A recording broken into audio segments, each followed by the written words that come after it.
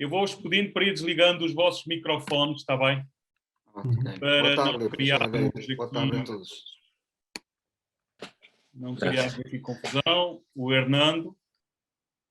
Isto começa a ser uma comunidade interessante, não é? Não é suposto conhecermos todos, não é? Mas pelo menos um bom grupo são conhecidos. O Hernando está a ligar da Madeira.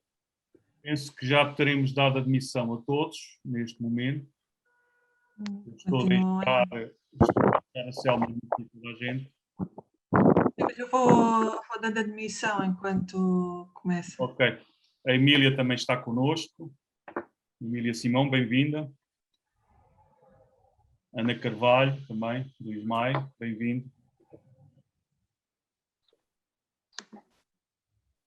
José Jesus. Bom, eu penso que, meus caros conferencistas, colegas, penso que podemos arrancar com a conferência, não é? Com o seminário. Não é?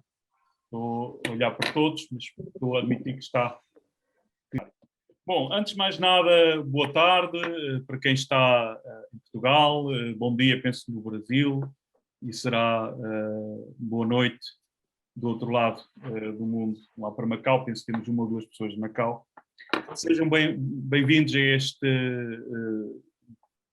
esta renovação do ciclo de seminários, que este ciclo esteve interrompido cerca de 2 anos, até porque esta situação de pandemia não permitiu arrancarmos, e agora, de uma forma online, já que estes seminários decorreram na sua primeira edição, penso eu, sem qualquer exceção, de forma presencial, no Palácio Ceia, a sede da Universidade Aberta. Agora que estamos com esta situação de pandemia, resolvemos não parar mais a iniciativa in vitro e avançarmos para um novo ciclo de seminários que está agora a iniciar com este seminário. Eu, antes de mais nada, gostaria de agradecer, dando-vos as boas-vindas. Estou, neste momento, apesar de estar online, estou na cidade de Guimarães, no norte de Portugal.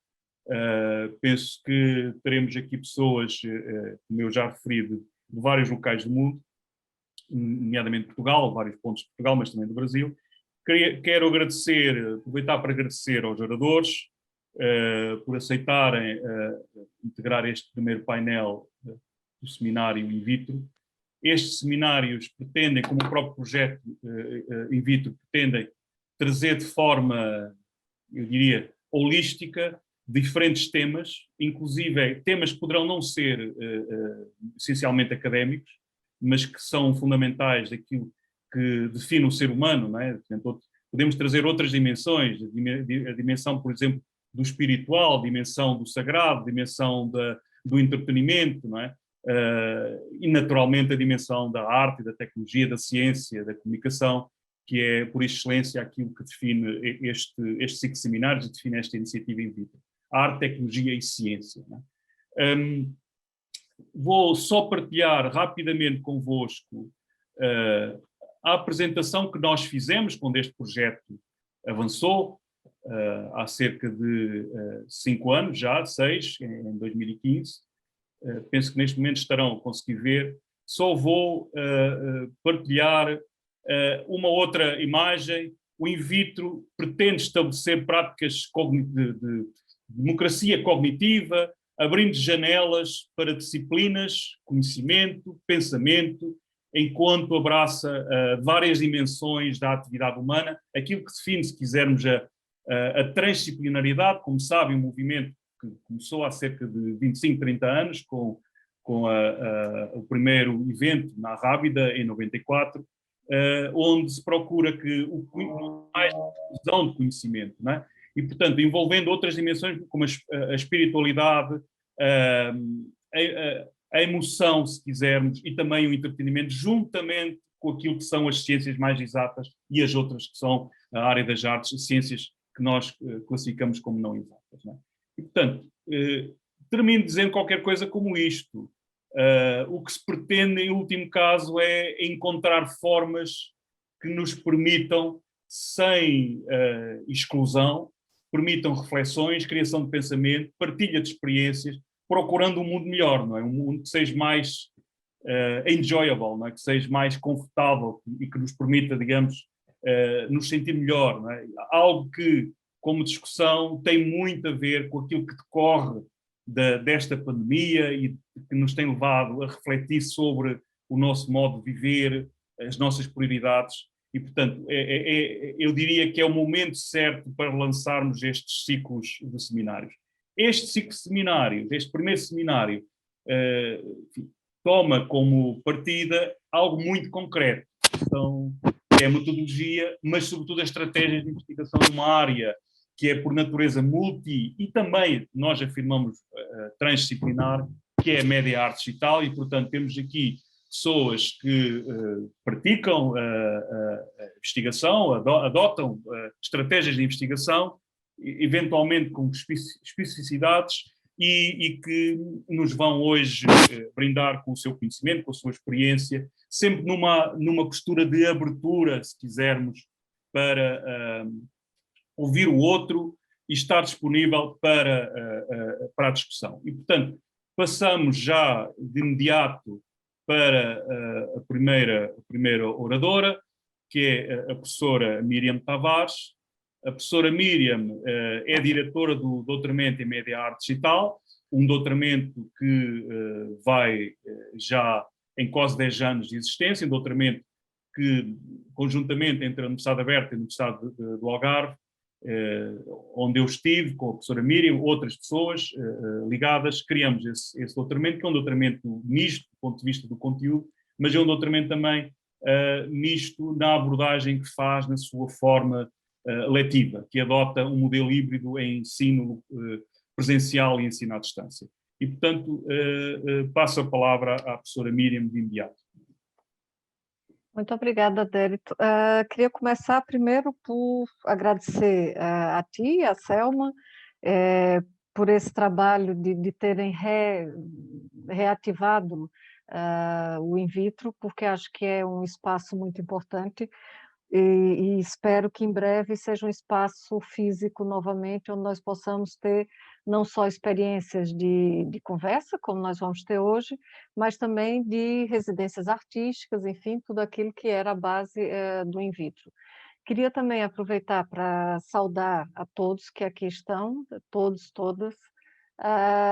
Nós temos pessoas aqui da Argentina, do Brasil, de Moçambique, eu vi o Zé, entrou por aí, o Zé Ogoni, a Júlia Godoy, que foi nossa pós-doc aqui, está na Argentina, e temos, enfim, Portugal por todo lado, para além do Brasil, além de nossos ex-alunos, o Miguel, o Rui, a Ana estão por aqui, e é sempre um prazer enorme estar com vocês, os que eu conheço e os que eu não conheço também espero que seja um prazer, e os que ainda não estão inscritos no curso de doutoramento, inscrevam-se que está aberta a terceira etapa e, portanto, estão todos convidados, porque é um curso extremamente interessante, com professores maravilhosos e portanto, acho que vale a pena vocês se inscreverem. Mas, enfim, passada essa fase da propaganda, quando o Adérito me convidou para falar aqui, eu pensei, mais uma conferência online, síncrona, que é sempre uma coisa que nesse momento tem sido extremamente penosa para todos nós, que estamos horas e horas diante do computador, e ainda por cima eu tive a pensar em imagens para passar, e vou passar apenas uma imagem, e vou falar, e para evitar também que exceder o tempo da fala, eu tenho um texto em que eu vou mais ou menos seguir algumas das ideias, que para mim são ideias que eu já tinha desenvolvido em outros espaços, mas que é um pensamento que, no fundo, tem me acompanhado nesses últimos anos, sobretudo a partir do momento em que o Adérito foi à Universidade do Algarve nos desafiar a fazer parte desse projeto do doutoramento em Média Arte Digital. Eu, de facto, sempre trabalhei com imagens, aliás, esse é o meu lugar, que é, para muitas pessoas, eu sou do campo do cinema, estudo cinema, para os artistas, eu estudo as artes contemporâneas, para outras pessoas não sei exatamente o que é que eu faço, mas a verdade é que o lugar onde eu me ponho é sempre o lugar da imagem, e essa imagem tem diversas formas de funcionamento, e quando o Adérito me convidou para trabalhar com imagem digital, portanto, que é um termo também que eu acho um pouco complicado e que a gente com certeza hoje vai falar aqui, e que eu, às vezes, nesses últimos tempos, tenho recorrido a um termo que é um termo já meio velho, mas que no seminário, no Artefacto, o Jeffrey Shaw usou esse termo, e eu acho que vale a pena recuperá-lo, que é o New Media Art, porque acho que acaba sendo mais completo, no fundo, do que apenas arte digital. E eu vou partilhar, então, com vocês algumas reflexões que eu chamo de Entre o Fantasma e o Cadáver, apontamentos sobre a investigação em artes digitais. Essa ideia, esse texto, surgiu da minha grande preocupação em coordenar um centro de investigação em artes e comunicação que tinha uma vertente muito forte da produção artística, não só como um objeto de investigação, mas também como algo que fazia parte do próprio processo de investigação, ou seja, pensar a arte não apenas como algo que é produto de um artista e que, portanto, tem uma finalidade, mas pensar a arte ela própria como uma metodologia de trabalho dentro da própria universidade. E é uma área que aqui em Portugal, enfim, o SEAC, como o DEMAD, o SEAC já tem mais de 10 anos, nós começamos oficialmente à volta de 2007, mas mesmo assim, até hoje, nós estamos sempre nesse processo de afirmação do que é que nós fazemos e como é que nós conseguimos, sobretudo, a questão do reconhecimento das áreas nas quais nós trabalhamos e, por outro lado, como é que as instituições nos avaliam, quais são os critérios que eles utilizam. Portanto, eu penso que qualquer discurso sobre a investigação em artes está sempre atravessado por um tema que nós já discutimos milhares de vezes, mas que continua a ser um tema que se pode colocar em cima da mesa, que é a ideia de falarmos de uma performance artística de per si, ou seja, do fazer artístico, e a investigação que é feita nesse campo, que no caso das artes digitais é um processo que se torna ainda mais complicado pela própria natureza da New Media Art e da arte digital. Esse problema é um problema que as entidades financiadoras têm, que as universidades têm, mas que também nós temos quando pensamos quais são os critérios que nós podemos usar para trabalhar dentro desse campo. Outra sensação que eu tenho é que, apesar de todas as transformações que nós passamos ao longo desse período dos séculos que já chegamos aqui, eu vou só partilhar aqui um dispositivo, uma imagem que eu acho que diz muito daquilo que eu queria falar, que é essa obra do Isaac, essa obra do William Blake, que é um quadro que ele faz sobre o Isaac Newton, que é uma imagem para mim extremamente emblemática, não só do romantismo, mas enfim de toda a arte e da própria ciência contemporânea, ao ponto de, nos anos 50 e 60 do século XX, um artista como o Eduardo Paolozzi ter recuperado essa imagem e ter trabalhado com ela, porque ela faz exatamente essa ponte entre aquele momento em que a ciência ela se torna, de fato, essencial, ela se torna experimental, ela se torna algo que é partilhável de uma forma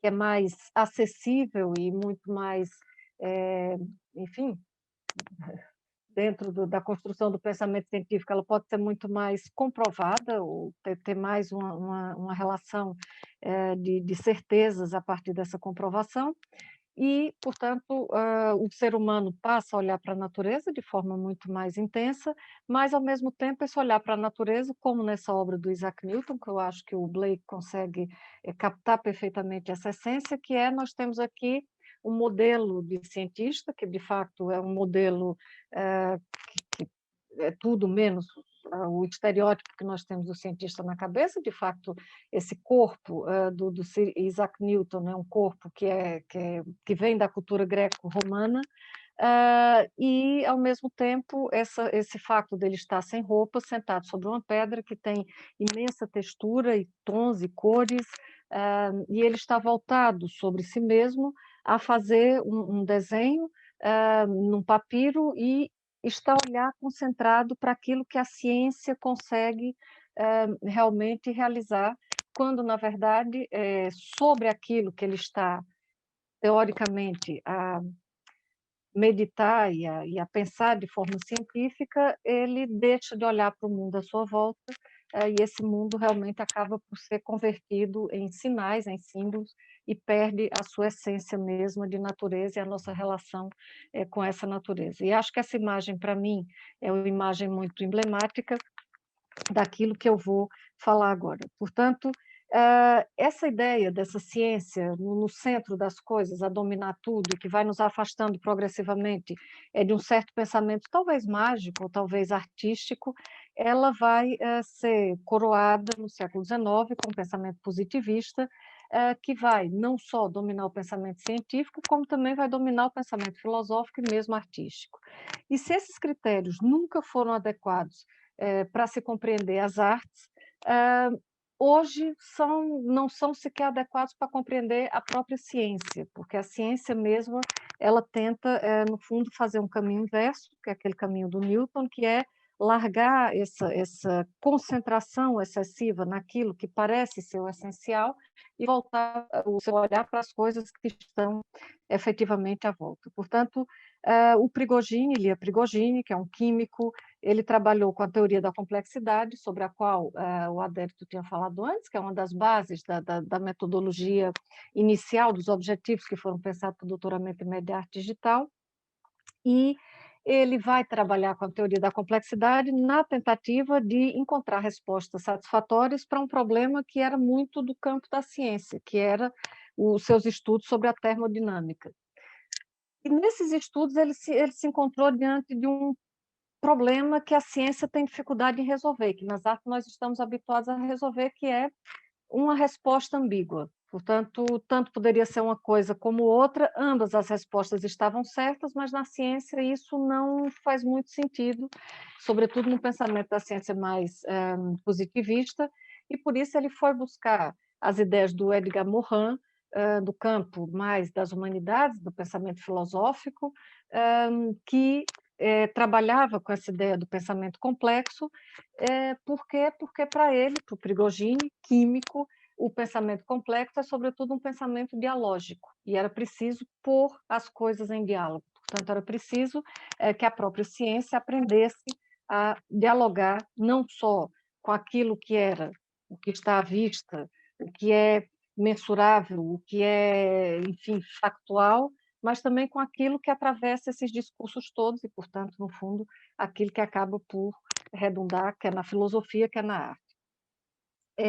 O distanciamento entre esse pensamento filosófico, artístico e o pensamento científico, que a princípio estavam juntos e que depois foram se especializando, sobretudo a partir do aparecimento da ciência moderna, ele começa a voltar a estar junto, de alguma forma, e também no pensamento científico a partir do século XX, mas é uma coisa que ainda não está muito bem resolvida. Essa é a minha questão. Portanto, esse distanciamento entre os campos do saber vai, aos poucos, sendo, enfim, diminuindo, e vários artistas fizeram esse caminho. Os cubistas, por exemplo, foram buscar a ciência, uma série de afirmações e informações para aquilo que eles construíram em termos plásticos, da mesma forma que vários cientistas foram às artes comprovar algumas ideias que eles tinham e que precisavam desse pensamento mais complexo e mais dialógico que as artes permitem.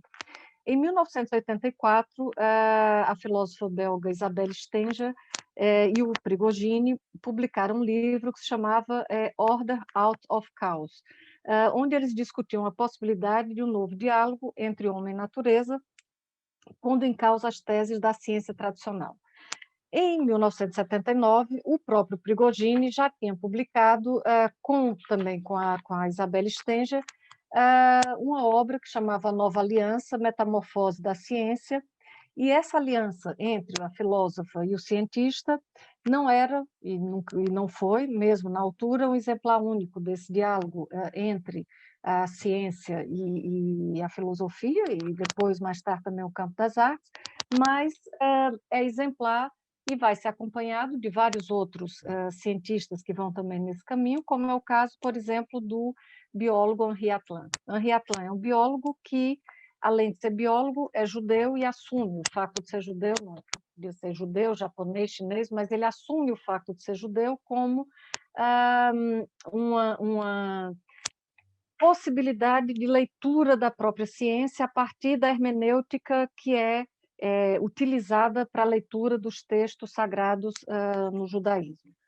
E o que é uma coisa que foge completamente daquilo que as pessoas estavam à espera, e foi dele que eu fui buscar essa ideia entre o fantasma e o cadáver, que é uma expressão que ele usa, que ele diz que quando nós temos, o cientista tem diante de si alguma coisa, sobretudo ele, sendo biólogo, que quer analisar uma célula que está viva em um determinado organismo, para que ele possa analisar essa célula, ele tem que retirá-la daquele organismo e olhar no microscópio. Ora, a partir do momento que ele retira do organismo, ele tem muito mais conhecimento sobre ela, mas ela já não é a mesma célula que estava no organismo. Portanto, ele diz que, enquanto cientista, eles estão sempre a trabalhar entre o fantasma e o cadáver. A coisa mesma, ela não é acessível. No fundo, aquela imagem do Blake, em que nós temos um grande cientista, um dos pais da ciência moderna, a resolver todos os problemas do mundo com aparelhos da ciência, mas não olhando para aquilo que seria essencial, que era a própria natureza que ele tinha à volta dele. Portanto, essa ideia do Atlan, ele também vai reconhecer a importância da obra do Edgar Morin, O Paradigma Perdido, pela capacidade que o Morin teve de lançar novas interrogações sobre problemas antigos e, sobretudo, por propor novas abordagens metodológicas para tentar responder a questões fundamentais como: quais são as implicações dos factos da experiência pelos quais constatamos ou criamos uma ordem na natureza? Em que medida investigações menos científicas, como a busca de identidade hipertensa, que é algo que faz parte, nesse momento, mais do que nunca, do campo das artes e também do campo das artes digitais, pode ser avaliado com critérios científicos? Como Prigogine, Atlan percebe que a complexidade do universo é demasiada para ser tratada apenas com teorias reducionistas que eliminam o caos e o ruído da construção final do seu discurso. O Atlan diz que as organizações vivas são fluidas e móveis e reconhece que qualquer tentativa de fixá-las no laboratório ou na nossa representação faz com que caiam numa e noutra das formas de morte. Por isso que ficam entre o fantasma e o cadáver, que é a condição em que as estruturas vivas aparecem nos laboratórios. É impossível fixá-las e, quando isso acontece, elas morrem. Como conseguir, então, analisá-las? Para Atlan, seria necessário aceitar a sua estrutura lábil, fluida, dinâmica, depois reconhecer que a única possibilidade de as apreender totalmente é através do discurso. Podemos representá-las, formular perguntas, compreendê-las, mas quando nós a fixamos, no fundo, o que nós estamos a produzir cadáveres. Saindo do campo das ciências e na área das humanidades, nós encontramos as reflexões como a de Jean-François Lyotard, que apontam para a falência dos grandes discursos fundadores da ciência e da cultura ocidental, e essa relativização que o Lyotard vai acentuar, que já vinha de outros filósofos franceses, como Derrida, ela vai gerar um ruído muito grande também, mais tarde, no próprio discurso das artes, em que nós vamos entrar num ponto em que tudo são discursos e, portanto, quem é que valida o discurso, que é o discurso mitológico, que é o discurso científico, que é, de fato, o discurso artístico. Durante muito tempo, a ciência tentou encontrar um mundo perfeito, quantificável. Tens 5 minutos, por favor. Sim, eu estou já aqui acabando. Portanto, essa ideia dessa metodologia científica que veio dessa tentativa da ciência de encontrar essas respostas que deveriam vir da natureza, mas acabaram ficando fora dela, foi aquilo que as artes acabaram por incorporar. Portanto, no fundo, as artes, no caso específico das artes digitais ou do New Media Art, que são movimentos artísticos que trabalham, sobretudo, a partir da ciência, dentro da ciência, com a ciência e a tecnologia que foi gerada a partir dessa experimentação, tem de compreender que, se quer avançar em termos metodológicos para a sua compreensão dentro de um discurso que, apesar de ser um discurso artístico, se nós estamos no espaço da academia, vai tender a ser ou vai necessitar dessa legitimação, ele tem que ser, sobretudo, um discurso complexo e um discurso dialógico. E, dentro dessa ideia do diálogo, e só para terminar, eu cito o Arjun Appadurai, que diz que há um risco muito grande nos diálogos interculturais. Ele está a falar sobre as questões do pós-colonialismo e ele diz que todo diálogo é uma forma de negociação e a negociação não pode basear-se numa compreensão mútua completa ou num consenso total que atravesse qualquer espécie de fronteira ou diferenciação. No diálogo entre culturas, deve-se trabalhar com as diferenças, aprender com elas, tentar compreender o outro a partir daquilo que o constitui e que o torna distinto. No diálogo entre as diversas áreas do saber, também não podemos negar as diferenças, nem deixar de reconhecer as limitações de uma e da outra área. É preciso, sim, promover a interação, buscar complementaridade e negociar os resultados. A crença neopositivista na unidade da ciência há muito que se perdeu. Não faz sentido continuarmos a aprisionar a investigação em artes numa gramática científica. Nem toda investigação produz um output científico, mas toda e qualquer investigação produz um output de conhecimento. Qualquer tipo de conhecimento. Desde que a base desta investigação esteja bem assente no rigor, que não é premissa apenas das ciências, e na genuína necessidade de construir um diálogo profícuo e constante que não exclui as diferenças, os erros, os ruídos, e que, acima de tudo, não tenta inutilmente organizar o caos, mas sim procura sabiamente negociar com eles. Portanto, essa é a minha visão da metodologia possível no campo das artes digitais. É uma metodologia baseada na teoria da complexidade, que assume o discurso da ciência, o discurso das artes, o discurso da filosofia como parte integrante desse discurso do próprio fazer artístico, e que, sem negar o caos, sem negar as diferenças, tenta o tempo inteiro negociar com eles para produzir, de fato, um discurso que seja, ao mesmo tempo, novo, mas também uma espécie de cômputo, de conjunção de todos esses pensamentos que, no fundo, estão antes de nós e que ainda vão nos sobreviver. E é isso. Obrigado, Miriam. Nós temos agora aqui uma questão técnica. Este sistema, apesar de estar numa ligação institucional, hoje, enfim, o sistema Zoom de vez em quando tem isto, hoje não nos dá tempo ilimitado, mas sim 40 minutos. Portanto, nós temos neste momento 4 minutos, depois pedia para... Isto vai cair, mesmo que eu queira, vai cair o sistema. Peço que, enfim, tenham esse cuidado e essa paciência de voltar a ligar para avançarmos para o orador seguinte, e aproveitamos estes 3 minutos, 4, se alguém tiver alguma questão para fazer à professora Miriam, podemos já iniciar a discussão. Sobretudo os estudantes de doutoramento, não é? Alguns estão aqui e vivem com essa guerra, como é que se faz investigação na área das artes e muito mais nesta área, que é uma área enfim, multidisciplinar, transdisciplinar. Alguma questão? Eu não tenho uma questão concreta, mas tenho essa dificuldade ainda. Portanto, eu só estou a fazer o seminário de investigação neste momento. Filipe Gonçalves. Sim, sim. E pronto, ainda estou a ler, sei que estou atrasadíssimo das minhas respostas, mas realmente ainda me faz alguma confusão isto da arte, que é algo tão subjetivo. Realmente fazer investigação em arte. Esta, no fundo, é a minha grande questão. Mas, obviamente, que lendo todo o material, eu hei de progredir um pouco aqui nestas minhas dúvidas. O Filipe é meu aluno na cadeira de seminário de investigação, doutoramento em média arte digital, por isso é que ele está a falar. Portanto, este seminário digamos que é dividido em primeiríssima, enfim, como primeiríssimos destinatários a estes 2 alunos que estão a fazer esta cadeira de seminário. Olha, Filipe, eu só lhe posso dizer, leia muito e perceba aquilo que, de preferência, olha, aproveita a oportunidade, peça à professora Miriam um conjunto de referências de nomes que ali caíram, para depois poder, para além daqueles que são dados, alguns deles estão lá no material, nos materiais, mas para depois poder criar a sua própria caminhada, não é? Porque, essencialmente o que nós precisamos é reflexão, não é? O doutoramento em média digital obriga à criação, desse ponto de vista é preciso fazer o caminho da criação, da apropriação dos materiais, se quisermos, os materiais aqui são as ferramentas e os conteúdos digitais, mas depois é preciso fazer a apropriação do discurso, não é?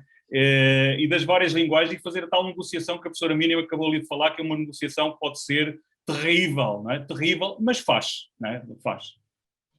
Não sei, Miriam, se quer dizer alguma coisa, temos neste momento 2 minutos. Não, eu percebo a angústia do Felipe, que não é só dele, é de todos nós, num certo sentido, todos nós que trabalhamos com artes, e mais particularmente quem trabalha com as artes e tecnologias, ou as artes digitais, que implicam esse papel da máquina, mais ou menos ativo, e implica também essa nossa negociação, não só com o próprio discurso de uma metodologia que pode ser mais dura ou mais acadêmica, onde entra a questão da arte, que entra também a própria questão da subjetividade, mas, ao mesmo tempo, como é que nós conseguimos que esse nosso fazer artístico ele possa ser referendado também como um fazer científico. Essa é uma das questões. Aliás, o Gilberto Prado está aqui e tem trabalhado com isso há muito tempo e tem